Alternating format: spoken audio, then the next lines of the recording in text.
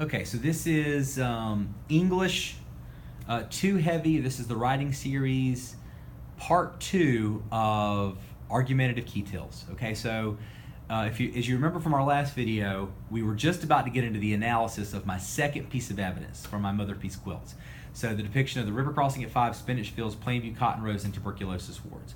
And remember, the reason I put this is because it connects back to what I'm saying about the conditions. The conditions are the state of things, the way, like your level of health or your level of wealth or your level of affluence or whatever, the state of things. So in my mother piece quilts by Teresa Acosta, the speaker recounts her mother's depiction of the river crossing at 5, the spinach fields, plainview cotton rows, tuberculosis wards. Now the reason I quoted this is I think this paints a pretty interesting picture. This picture is not of someone who grew up wealthy in an urban environment, like a New York something. I don't think they dealt with a lot of cotton rows or big spinach fields or river crossings or at that point. I mean, tuberculosis wards maybe, but to me this is painting the picture of someone who grew up kind of rough, who grew up having not as much and having to make do with it. And these quilts are things that the author uses to kind of remember these things. So I think I can analyze based upon that premise. So I'm going to try to do that. So my first job, again, is to talk about how this proves my point. Now, I already used this shows to jump into my first one. Everybody knows that I did that right here. So I'm going to try not to use this shows again, okay? So I'm going to mention the author's name, because I knew I wanted to use it. So Acosta's scene, all right? So Acosta's scene, remember Acosta is my author. So I got to tell what this scene's going to do. So the Acosta's scene paints a picture of a family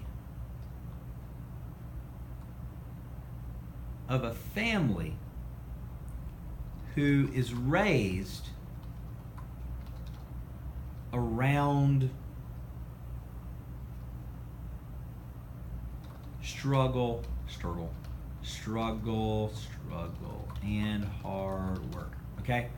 So, Acosta's scene paints a picture of a family who is raised around struggle and hard work. Now, I'm not done. I'm not even close to done. Not even remotely. I got a lot more to do. But I'm at least starting to set the stage here. So, here's the scene. Here's what the scene tells me, okay? Acosta's scene paints a picture of a family who is raised around struggle and hard work.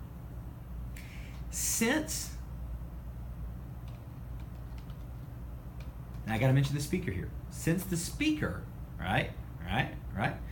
since the speaker cannot look at the quilts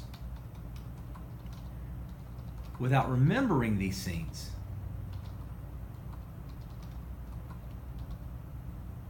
since the speaker cannot look at the quilts without remembering these scenes, it proves, and see, this is argumentative, so I really love a word like proves, because I'm thinking about this, I'm in a courtroom, and I've got to prove that my understanding of the text is the right understanding, okay? So Acosta's scene paints a picture of a family who is raised around struggle and hard work.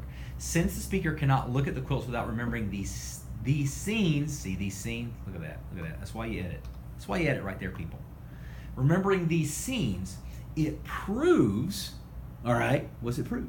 Since the speaker cannot look at the quilts without remembering these scenes, it proves that she has been heavily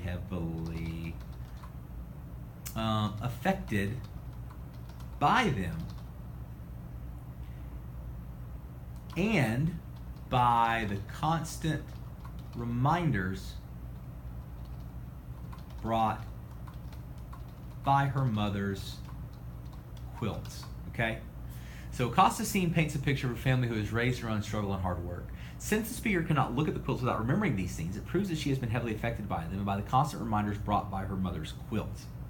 Okay, so I'm going to try to go a little bit deeper. I'm going to try to give like an analogy, okay? So one could no more remove these memories from the speaker than one could remove patches of the quilt without destroying it.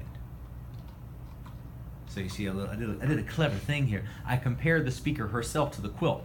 The speaker is built of the pieces of these memories in the same way that the quilt is built from the physical pieces of the family's past. You see, that's a smart thing to do. That's what smart people do. All right. So anyway, I think that analogy, one could no more remove these memories from the speaker than one could remove patches of the quilt without destroying it. By comparing the two things, I've done a little bit of elaborating. I've done a little bit of elaborating right there, right? I gave you an analogy, right? So that's a good way of elaboration, okay? So now you'll notice this A is not quite as long as the other A. That's okay. That's okay. It's still pretty long. It's still pretty long. And I've made a good point with the quilt here. I'm basically saying this speaker is absolutely affected by the environment she grew up in, the environment that's portrayed in that quilt, the environment that portrays the conditions of her living, the hard life that she probably grew up with. So I'm good right there. Now, all I'm missing is my L, okay? Now, if you'll remember, L is the link to the thesis. That's where I'm trying to remind you of what the overall point is. And in this story, the overall point is not necessarily the conditions of someone's life. The overall point is that environment plays the biggest role in shaping identity. I haven't used the word identity itself in this paragraph yet, and the link is a great place to start trying to use it, okay? So what I want to do in this link is I want to mention identity, I want to mention environment, and I want to try to differentiate myself in this moment from people who disagree with me, the choice people or the genes people, because again, I believe I'm right?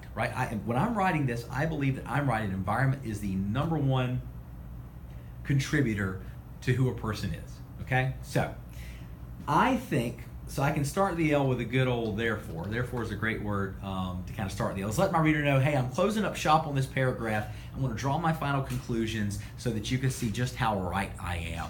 It's important that you know that. All right, so therefore, I'm going to say, so I mentioned Acosta and I mentioned Mama, right? And the conditions they grew up in. All right, so therefore, since the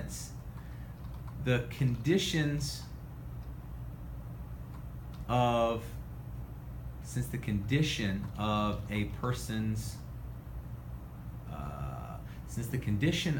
person's surroundings is a vital, that means really important, okay, part of a person's surrounding is a vital part of his or her environment. Therefore, since the condition of a person's surroundings, the condition is a vital part of his or her environment, it surely plays a large role in shaping that person's identity. Without their past, both Mama and Acosta's speaker, and you guys know what I'm talking about here in the poem, both Mama and Acosta's speaker would not be who they were. Would not be who they were. Maybe I see who they are. I like are better. Therefore, since the condition of a person's surroundings is a vital part of his or her environment, it surely plays a large role in shaping that person's identity. Without their past, both Mama and Acosta's speaker would not be who they are. In their case, neither choice, nor genetics play as much of a role. I said that too much. Nor genetics are as much, how about that? Are as much of a factor. Okay, so now I can read the whole thing over again, because that's what I got to do when I write. First of all, environment plays the biggest role in shaping identity because the conditions you were born into heavily shape who you become. For example, in everyday use, Mama was born in a time when circumstances were more difficult for African Americans. She mentions that, quote, "I never had an education myself. After second grade, the school closed down," end quote. This shows that because the conditions of her childhood were marked by racism and segregation, she was unable to take advantage of the gifts given to others in her country. Segregated schools, although claimed to be equal, in fact received less funding and support from the state. Racist lawmakers did not want blacks to be well educated in this country. Mama had no choice but to be a victim of this system, and who she became was greatly affected by it. Furthermore, in My Mother Piece Quilts by Teresa Acosta, the speaker recounts her mother's depiction of the river crossing at 5, the spinach fields, the Plainview cotton rows, and tuberculosis wards. Acosta's scene paints a picture of a family who was raised around struggle and hard work. Since the speaker cannot look at the quilts without remembering these scenes, it proves that she has been heavily affected by them and by the constant reminders brought by her mother's quilts. One could no more remove these memories from the speaker than one could remove patches of the quilt without destroying it.